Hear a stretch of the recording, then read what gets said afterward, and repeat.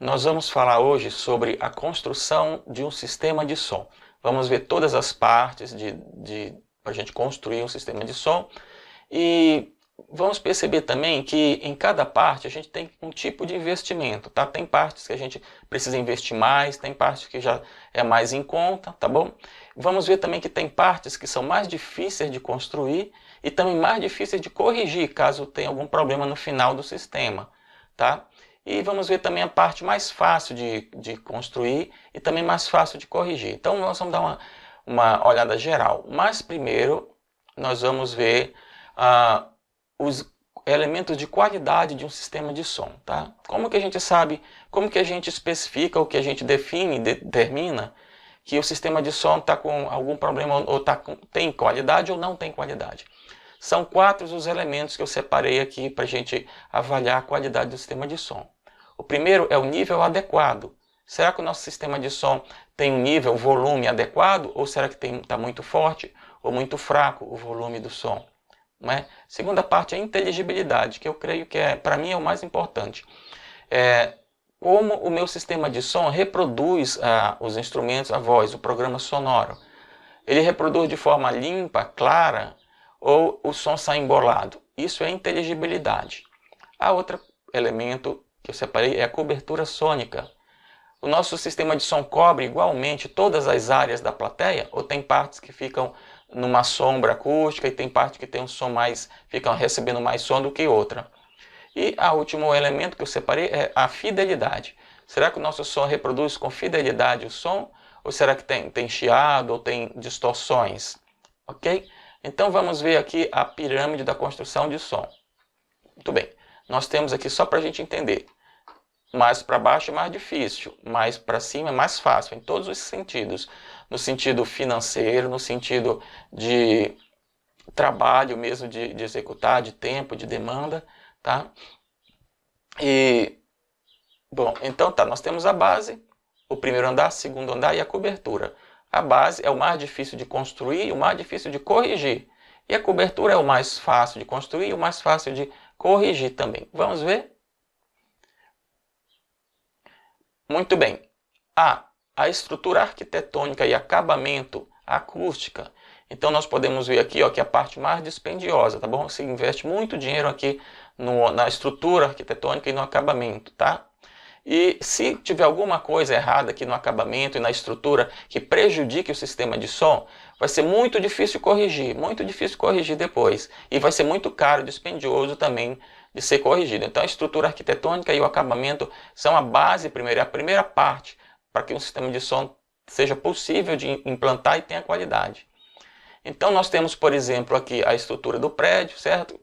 Então esse prédio aqui ainda está com as paredes levantadas só, então dá para fazer alguma coisa aqui ainda de acabamento para que seja, para que tenha um bom tempo de reverberação, uma boa acústica. Nós temos aqui 3 padrões de prédios, de formato, tá? E cada formato desse aqui vai implicar em algum tipo de sistema de som.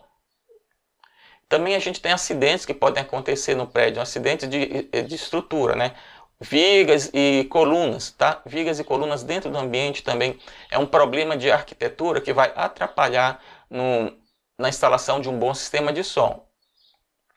Vazamento de som também, se o som vaza para fora ou se o som de fora da rua entra muito para dentro da igreja, isso também é um fator que influencia na qualidade do sistema de som depois.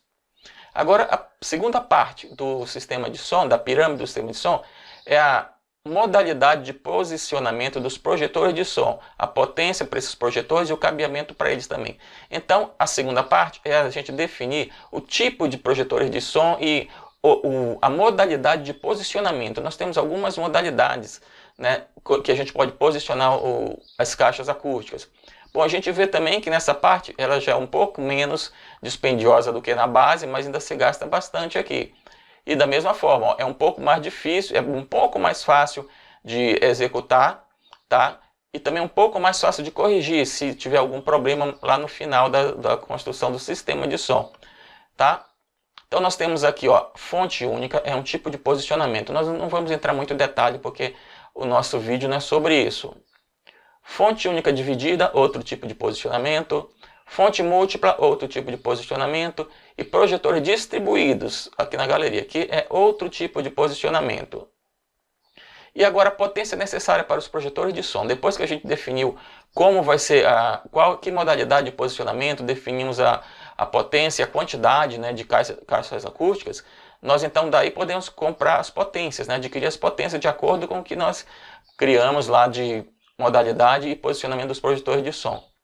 E também o cabeamento das caixas é uma coisa importante. Tem que ter cuidado para não colocar cabos muito finos, para não atrapalhar o rendimento das caixas acústicas.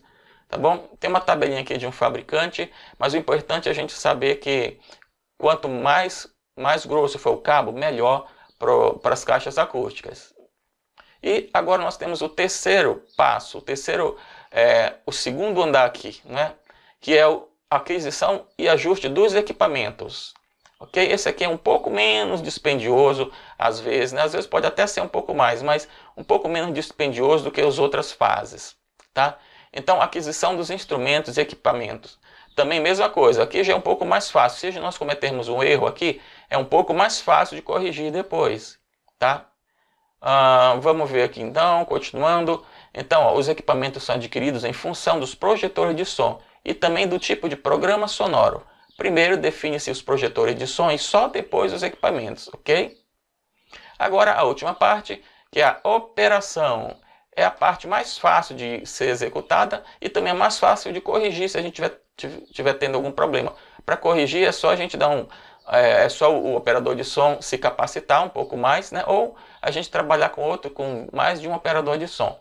E é a parte mais barata de tudo, porque normalmente a igreja não paga, né, o operador de som para trabalhar, né? Ele trabalha voluntário, trabalha por amor, por ministério dele, né, por chamado para isso. Então, é a parte menos dispendiosa.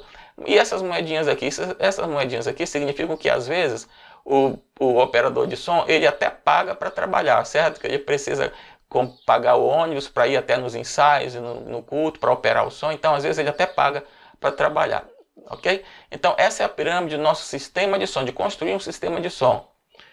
Muito obrigado por sua participação, que Deus esteja abençoando cada ministro de som com a sabedoria e a graça de Deus. Você também pode visitar nosso site, somdaigreja.com.br, tá? E visitar também nosso canal, nossa página no YouTube e a nossa página no Facebook, ok? Espero que você tenha gostado desse vídeo e se você gostou, curte e compartilhe aí com seus amigos, ok?